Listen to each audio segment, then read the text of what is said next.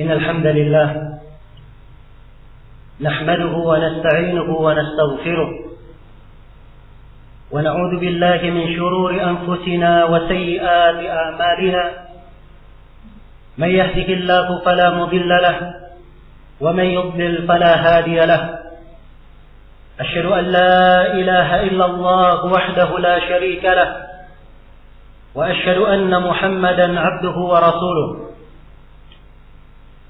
يا أيها الذين آمنوا اتقوا الله حق تقاته ولا تموتن إلا وأنتم مسلمون يا أيها الناس اتقوا ربكم الذي خلقكم من نفس واحدة وخلق منها زوجها وبث منهما رجالا كثيرا ونساء واتقوا الله الذي تساءلون به والأرحام إن الله كان عليكم رقيبا يا أيها الذين آمنوا اتقوا الله وقولوا قولا سديدا يصلح لكم أعمالكم ويغفر لكم ذنوبكم ومن يطع الله ورسوله فقد فاز فوزا عظيما أما بعد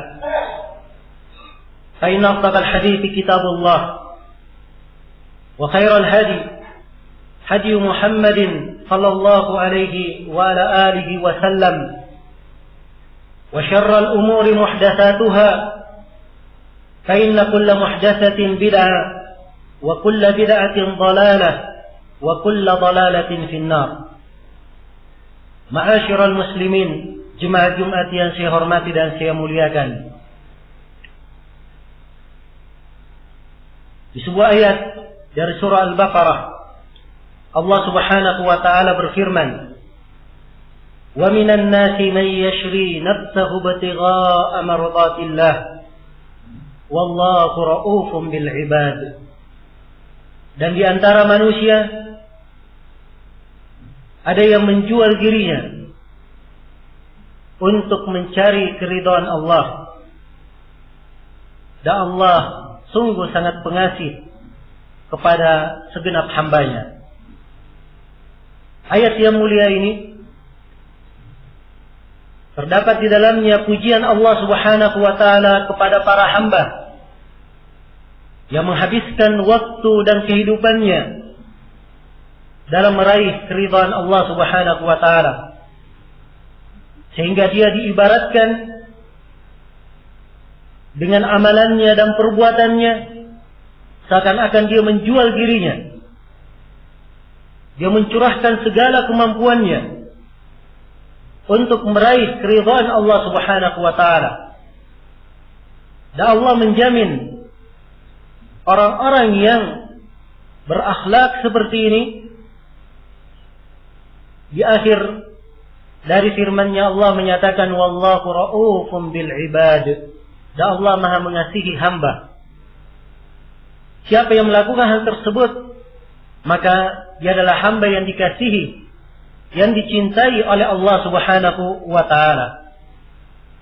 Dan Allah Subhanahu wa taala di ayat yang lain telah memuji orang-orang yang beramal karena mencari keridhaannya dan menyibukkan dirinya dengan amalan tersebut. Allah menyatakan, "Wa mathalul ladzina yunfiquna amwalahum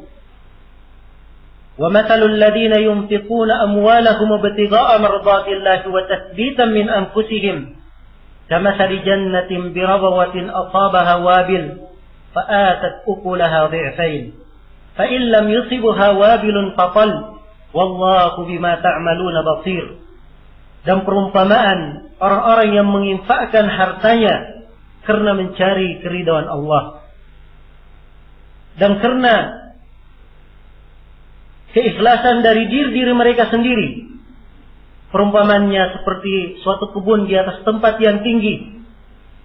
Tiap kali dia mendapatkan hujan, maka kebun ini mendatangkan hasil 2 kali lipat.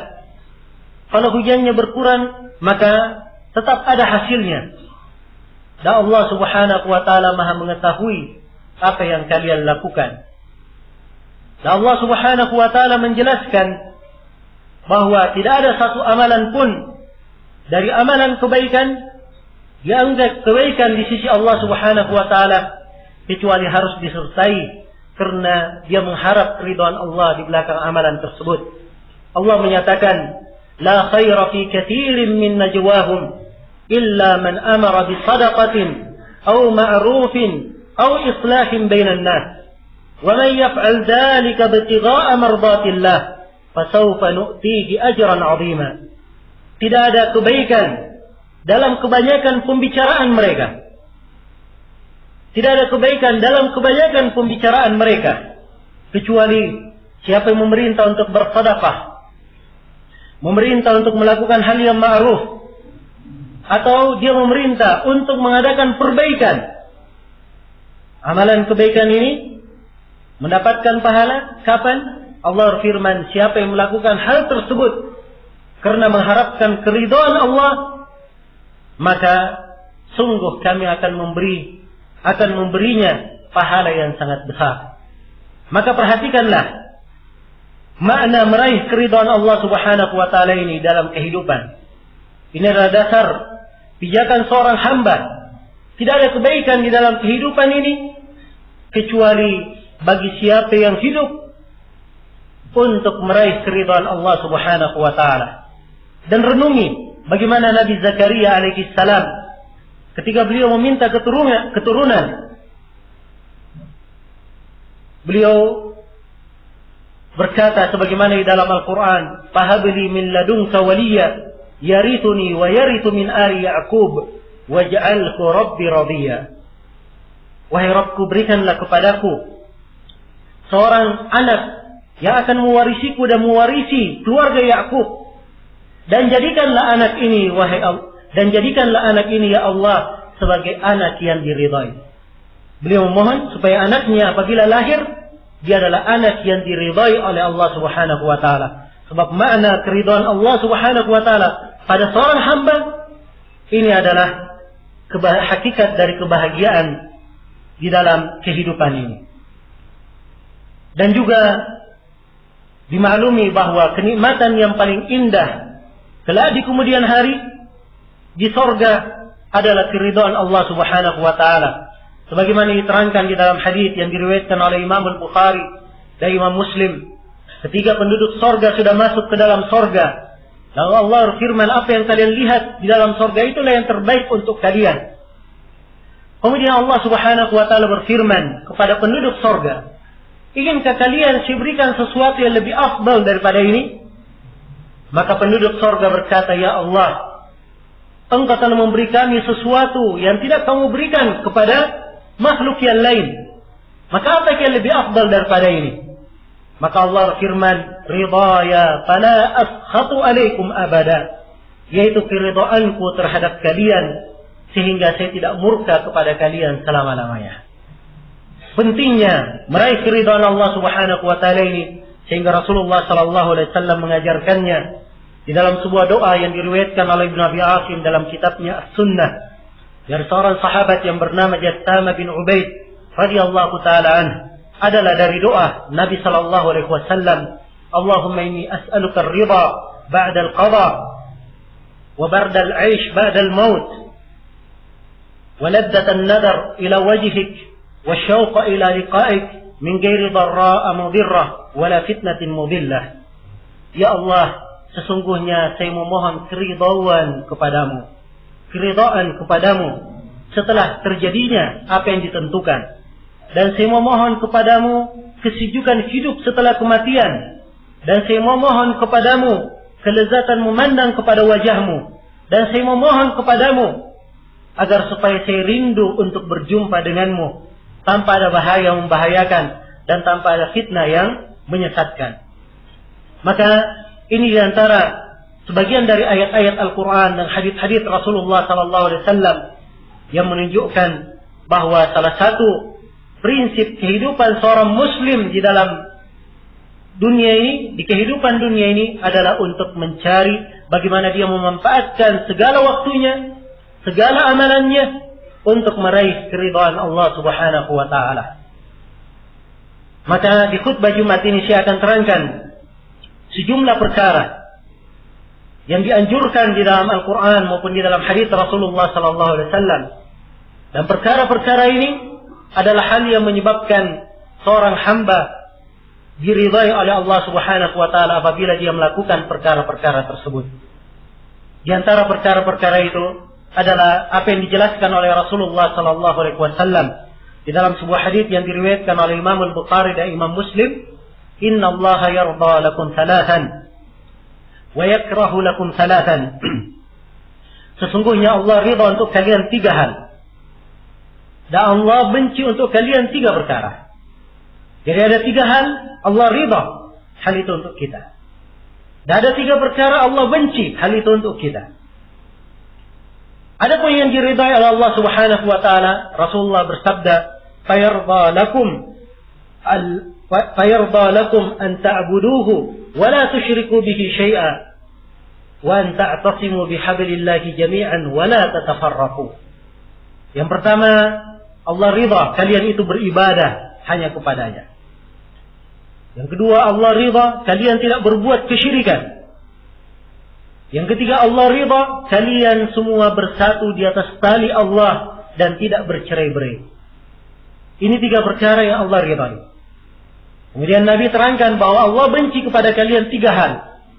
Fayakrahu lakum qila wa qal wa kathratas su'al wa idha'atal mal. Dan Allah benci kepada kalian dikatakan begini dan berkata begini. Iya. Sekedar menyampaikan ucapan-ucapan yang tidak jelas dari mana sumbernya. Gosip yang tidak dipertanggungjawabkan. Ini adalah hal yang dibenci oleh Allah. Yang kedua, banyak bertanya dalam hal yang tidak bermanfaat. Kemudian yang ketiga, membuang-buang harta. Maka di awal hadis Rasulullah menjelaskan 3 perkara yang Allah ridhai. Yang pertama adalah kalian beribadah kepadanya. Dan ini adalah tujuan diciptakannya manusia di muka bumi ini. Untuk beribadah kepada Allah Subhanahu wa taala. "Wa ma khalaqatul jinna wal ins illa liya'budun." Tidaklah saya menciptakan jin dan manusia kecuali untuk beribadah kepadaku. Dan ini ibadah kepada Allah, ini adalah sifat wali-walinya. Karena itu para nabi dan para rasul disifatkan dengan sifat penghambaan. Tidak disifatkan sebagai raja, ya, sebagai penguasa dan selainnya, tapi disifatkan dengan sifat hamba. Tentang Nabi Nuh, Allah firman, "Wa kana 'abdan syakura." Dan dia adalah seorang hamba yang sangat banyak bersyukur. Dan tentang Nabi kita di sejumlah ayat disifatkan beliau dengan sifat hamba. Subhanalladzi asra bi 'abdihi. Maha suci Allah yang memperjalankan hambanya. Alhamdulillahilladzi anzala 'ala 'abdihi. Segala puji hanya untuk Allah yang menurunkan kitab kepada hambanya. Rasulullah disebut sebagai hamba. Bahkan beliau diperintah untuk menegakkan penghambaan kepada Allah Subhanahu wa taala hingga akhir hayatnya. Allah firman, "Wa'bud rabbaka hatta ya'tiyakal yaqin." Dan beribadahlah engkau kepada Rabbmu sampai kematian datang menjemputmu. Iya. Maka kewajiban seorang muslim adalah memurnikan ibadah hanya kepada Allah. Apapun keadaannya di muka bumi ini, dia pasti akan menghadap kepada Allah sebagai seorang hamba yang harus mempertanggungjawabkan segala perbuatannya di muka bumi ini. In kullu man fis samawati wal ardi illa atir rahmani abada. Laqad ahsahum wa addahum adda wa kulluhum atihi yawmal qiyamati farda. Tidak ada satupun yang di langit dan di bumi kecuali semuanya akan menghadap kepada Allah sebagai hamba. Sungguh Allah telah menghitung mereka dengan sedetail-detailnya, dan setiap dari mereka akan datang sendirian mempertanggungjawabkan setiap amalan yang dia lakukan di muka bumi ini.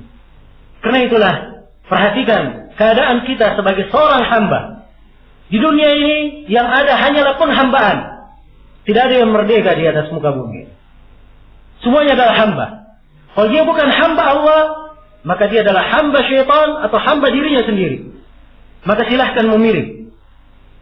Siapa yang menganggap bahwa dirinya bisa lepas dari syariat Allah, hakikatnya dia bukan bebas, tapi menjadi hamba syaitan. dan menghamba kepada dirinya sendiri. Karena itulah bagi siapa yang mempunyai akal yang sehat dan sadar ada kehidupan setelah kehidupan dunia ini, ada kematian dan ada kehidupan akhirat yang merupakan akhir perjalanan setiap insan, pasti dia akan berusaha untuk menjadikan dirinya sebagai hamba yang mendekatkan dirinya kepada Allah Subhanahu wa taala dengan melaksanakan segala yang diperintah dan meninggalkan segala yang dilarang. Kemudian hal yang kedua yang diridai oleh Allah, wa alla tusyriku bihi syai'a, dan kalian tidak berbuat kesyirikan kepadanya dengan sesuatu apapun. Ini adalah hal yang dicintai oleh Allah. Seorang hamba tidak berbuat kesyirikan, tidak mempersekutukan Allah di dalam ibadah, tidak menduakan Allah di dalam ibadah. Dia berdoa hanya kepada Allah. Itulah yang dikatakan bertauhid, penghambaan yang murni. Kalau dia berdoa kepada Allah, tapi dia berdoa juga kepada penghuni kubur, atau meminta juga kepada dedemit, tempat-tempat yang dikeramatkan, maka ini artinya dia mempersekutukan Allah Subhanahu wa taala dalam ibadah. Dan ini adalah perbuatan kesyirikan. Siapa yang jatuh di dalamnya, Allah tidak akan ridha terhadapnya selama-lamanya. Siapa yang jatuh di dalam syirik akbar dan mati di atasnya, Allah tidak akan ridha terhadapnya selama-lamanya. Dia apabila meninggal di atas syirik akbar, dosanya tidak akan diampuni. Innallaha la yaghfiru an yushraka bih. Sungguhnya Allah tidak mengampuni dosa kesyirikan. Kalau dia meninggal dalam keadaan berbuat syirik akbar, dia pasti kekal di dalam neraka. Allah berfirman, "Wa may yusyrik billah faqad harrama Allahu 'alaihi al-jannah wa ma'wahu an-nar wa ma lidh-dhalimin min ansar." Barang siapa yang berbuat kesyirikan kepada Allah, maka Allah telah haramkan atasnya surga dan tempat tinggalnya adalah neraka, dan tidak ada penolong bagi orang-orang yang zalim. Syirik ini adalah hal yang sangat tercela di dalam agama kita. Dosa yang paling besar. Tidak ada satu manusia pun yang berbuat syirik akbar ini kecuali akan hancur seluruh amalannya. Jangankan kita, para nabi dan para rasul, Allah Subhanahu wa taala mengancam mereka. Allah firman, "Wa laqad uhiya ilaika wa ila alladziina min qablik la in asyrakta la yahbatanna 'amaluk wa la takunanna minal khasirin." Sungguh kami telah wahyukan kepada engkau ya Nabi Muhammad dan kepada para nabi sebelum engkau. Andai kata engkau berbuat kesyirikan, niscaya akan hancur seluruh amalanmu dan engkau akan menjadi orang yang merugi. Karena itulah, berdoalah hanya kepada Allah, lakukan salat hanya untuk Allah, keluarkan zakat hanya karena Allah, tunaikan ibadah haji karena Allah, lakukan puasa karena Allah, berdoa hanya kepada Allah, bernadar hanya kepada Allah, memohon pertolongan, memohon perlindungan, semuanya hanya kepada Allah, bertawakal hanya kepada Allah Subhanahu wa taala. Seluruh hal itu adalah ibadah. Tidak boleh diserahkan kepada siapapun dari makhluk. Tidak kepada malaikat, tidak kepada seorang rasul, tidak pula kepada seorang wali, kepada seorang habib. Dia adalah ibadah murni hanya untuk Allah Subhanahu wa ta'ala. Wa annal masajida lillah fala tad'u ma'allahi ahada. Sungguhnya masjid-masjid, tempat-tempat sujud peribadatan itu hanya untuk Allah. Maka janganlah kalian beribadah kepada seorang pun bersama Allah Subhanahu wa ta'ala. Kemudian yang ketiga dari hal yang diridai oleh Allah Subhanahu wa ta'ala, kalian berpegang teguh dengan tali Allah dan jangan kalian bercerai-berai. Berpegang teguh dengan agama, berpegang teguh dengan Al-Quran dan sunnah Rasulullah sallallahu alaihi wasallam. Ini adalah hal yang menyebabkan seorang hamba diridai, dan Allah mengangkat derajat seorang hamba sesuai dengan kadar keteguhannya di atas Al-Quran dan sunnah Rasulullah sallallahu alaihi wasallam. Diriwayatkan oleh Imam Muslim dari Umar bin Khattab radhiyallahu taala anhu, Rasulullah sallallahu alaihi wasallam bersabda, "Inna Allah yarfa'u bihadzal kitab la yarfa'u bihadzal kitab aqwaman wa yad'u bihi akharin." Sungguhnya Allah mengangkat derajat satu kaum karena Al-Quran ini dan merendahkan derajat kaum yang lain karena Al-Quran ini. Siapa yang menjawabnya, maka Al-Quran adalah rahmat baginya, kebaikan, hujjah yang menguatkannya di dunia dan di akhirat. Siapa yang berpaling darinya, maka pasti kehinaan akan menimpanya dan kerugian akan senantiasa menyertainya. Dalam Al-Quran Allah firman, wa nunazzilu minal Qur'ani ma huwa shifaa'un wa rahmatun lil mu'minin wa la yazidu adh-dhalimina illa khasara. Dan kami menurunkan dari Al-Quran apa-apa yang merupakan obat dan rahmat untuk orang-orang yang beriman. Adapun orang-orang yang zalim, mereka tidak bertambah kecuali hanya sekedar kesengsaraan atau sekedar kerugian. Kemudian yang keempat, dari hal yang menyebabkan seorang hamba diridai oleh Allah Subhanahu wa taala adalah ia senantiasa menunaikan apa yang diperintah dan meninggalkan apa yang dilarang. Iya. Ini adalah sifat hamba yang dicintai dan diridai oleh Allah Subhanahu wa taala. Di dalam hadits qudsi yang diriwayatkan oleh Imam Al-Bukhari, Allah Subhanahu wa taala berfirman, "Man 'ada li waliyan faqad adantuhu bil harb." Siapa yang memusuhi waliku, maka saya telah mengumumkan peperangan kepadanya. Perhatikan. Disebut wali. Dan disebutkan keutamaannya, siapa yang memusuhinya, Allah mengumumkan peperangan terhadapnya. Luar biasa pembelaan Allah terhadap walinya ini. Kemudian Allah terangkan apa sifat dari wali ini. Wa ma taqarraba ilayya 'abdi bi syai'in ahabba ilayya mimma aftaradtuhu alayhi. Dan tidaklah hambaku itu mendekatkan dirinya dengan sesuatu yang lebih saya cintai daripada dia menunaikan kewajiban yang diwajibkan padanya. Pertama, dia tunaikan kewajiban, salat 5 waktu. Dan sebelumnya dia wajib memurnikan ibadahnya kepada Allah, meninggalkan segala kesyirikan. Kemudian salat 5 waktu, mengeluarkan zakat apabila dia mampu, rukun Islam. Demikian pula berbakti kepada orang tua, bertutur kata yang indah, tidak bergibah dan seterusnya dari hal-hal yang diwajibkan. Dia tunaikan kewajiban, ini yang paling dicintai. Kemudian Allah firman, "Wala yazalu 'abdi yataqarrabu ilayya bin nawafil hatta uhibbah." Dan terus-menerus hambaku ini mendekatkan dirinya kepadaku dengan melakukan ibadah-ibadah sunnah sampai saya mencintainya. Dia kalau sampai ke derajat ini, menunaikan kewajiban, kemudian dia tambah dengan hal-hal ibadah-ibadah yang sunnah, maka Allah akan mencintainya. Dan tidaklah seorang hamba dicintai oleh Allah kecuali dia adalah hamba yang diridai oleh Allah Subhanahu wa taala. Kemudian disebutkan keutamaannya, dan di akhir hadis Allah firman, "La in sa'alani la'utiyanna, la in ista'adani la'u'idanna." Andai kata dia meminta kepadaku, pasti saya akan kabulkan permohonannya. Dan andai kata dia memohon perlindungan kepadaku, niscaya saya akan melindunginya.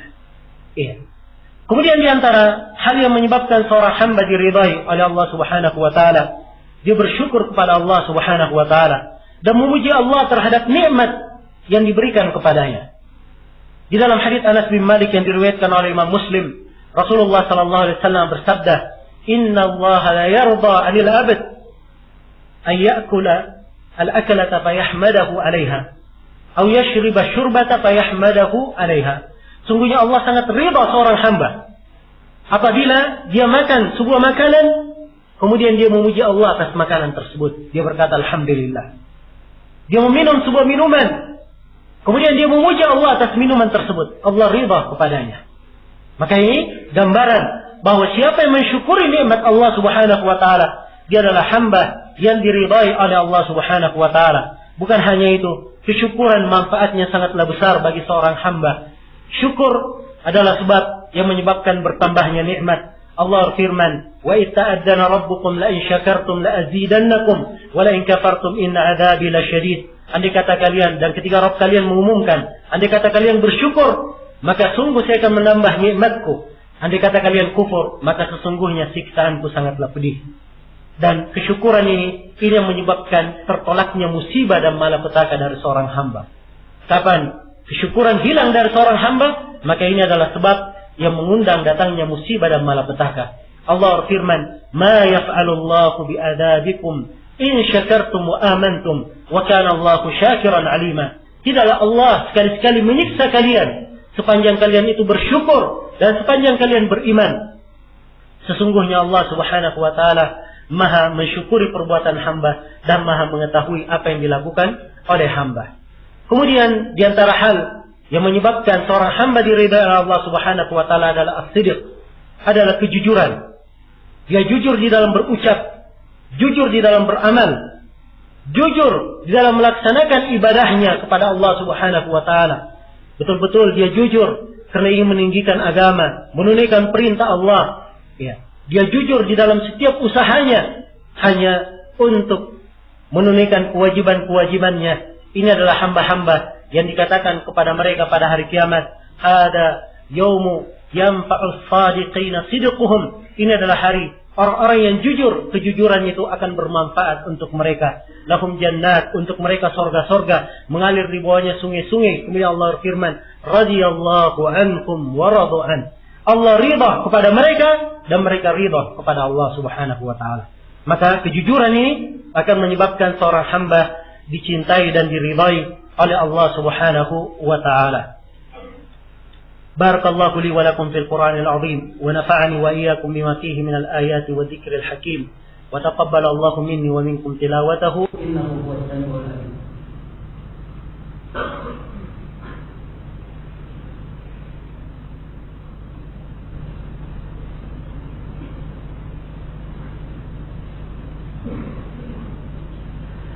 الحمد لله على إحسانه والشكر له على توفيقه وامتنانه. أشهد أن لا إله إلا الله وحده لا شريك له تعظيما لشأنه وأشهد أن محمدا عبده ورسوله والداعي إلى رضوانه صلى الله عليه وعلى آله وأصحابه وإخوانه أما بعد.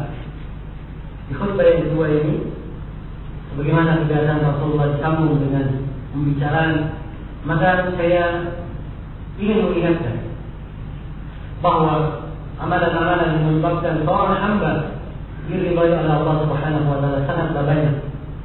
Apa yang saya uraikan tadi itu adalah gambaran-gambaran yang hendaknya menyentuh hati kita untuk membuka tuntunan agama kita dan mencari amalan-amalan yang menyebabkan kita diridhai oleh Allah Subhanahu wa taala.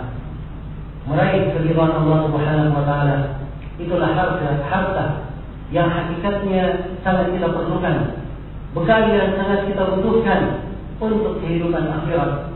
Rasulullah SAW mengingatkan di dalam hadis Ubadah bin Samit yang diriwayatkan oleh Imam Bukhari dan Imam Muslim. Kata beliau, "Man ahabba liqa' Allah, ahabba Allah liqa'ah.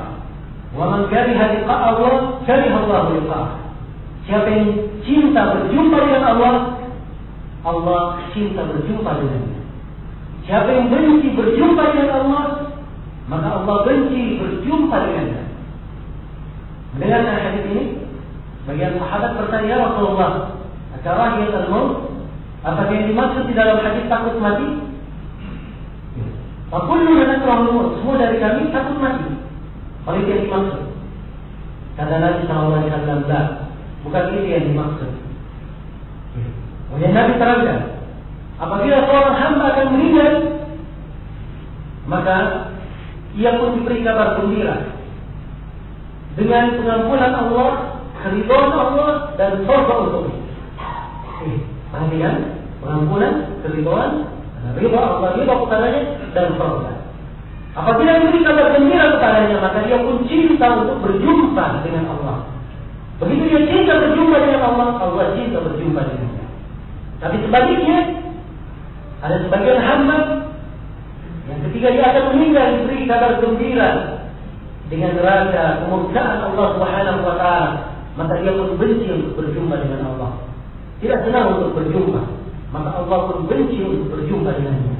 Karena itulah, perhatikan, hamba yang dicintai oleh Allah Subhanahu wa taala, Allah cinta berjumpa dengannya, itu adalah hamba yang diberi kabar gembira, salah satunya dengan keridhaan Allah Subhanahu wa taala.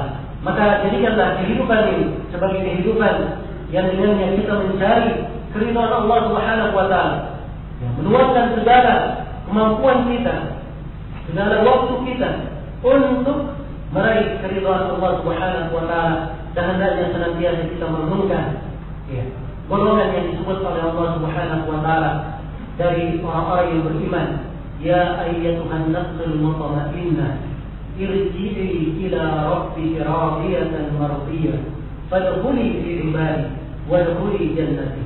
Wahai jiwa yang tenang, kembalilah engkau kepada Rabbmu dalam keadaan engkau ridha dan diridhai. Dalam keadaan engkau ridha dan diridhai. Masuklah engkau dalam golongan hamba-hambaku, dan masuklah engkau ke dalam surga. Manusia ada 3 jiwa, dan salah satunya dari yang paling mulianya adalah jiwa mutmainnah ini. Maka kalau kita tidak tergolong ke dalam jiwa mutmainnah ini, maka kita tidak akan kembali kepada Allah Subhanahu wa taala dalam keadaan ridha dan diridhai oleh Allah Subhanahu wa taala. Kemudian hadirin sekalian, kaum muslimin jemaah yang saya hormati dan saya muliakan, Allah Subhanahu wa taala memberikan kita dalam Al-Qur'an dengan sebuah perintah. Allah mulai dengan dirinya, kemudian disusulkan dengan para malaikatnya. Allah Subhanahu wa taala berfirman, "Inna Allah wa malaikatahu yusalluna 'alan nabi, ya ayyuhalladzina amanu sallu 'alaihi wa sallimu taslima." Allahumma shalli 'ala Muhammad wa 'ala ali Muhammad, kama shallaita 'ala Ibrahim wa 'ala ali Ibrahim innaka Hamidum Majid. Allahumma barik 'ala Muhammad wa 'ala ali Muhammad, kama barakta 'ala Ibrahim wa 'ala ali Ibrahim innaka Hamidum Majid. اللهم اغفر للمسلمين والمسلمات والمؤمنين والمؤمنات الأحياء منهم والأموات إنك سميع قريب مجيب الدعوات يا قاضي الحاجات. ربنا آتنا في الدنيا حسنة وفي الآخرة حسنة وقنا عذاب النار. اللهم إنا نسألك الرضا بعد القدر وبرد العيش بعد الموت ولذة النظر إلى وجهه والشوق إلى لقائه من غير فتنة مضلة ولا ضراء، من غير فتنة مضلة ولا ضراء مضرة، برحمتك يا أرحم الراحمين. عباد الله، إن الله يأمركم بالعدل والإحسان وإيتاء ذي القربى وينهى عن الفحشاء والمنكر يعظكم لعلكم تذكرون. فاذكروا الله العظيم الجليل يذكركم واشكروه على نعمه يزدكم ولذكر الله أكبر والله يعلم ما تصنعون.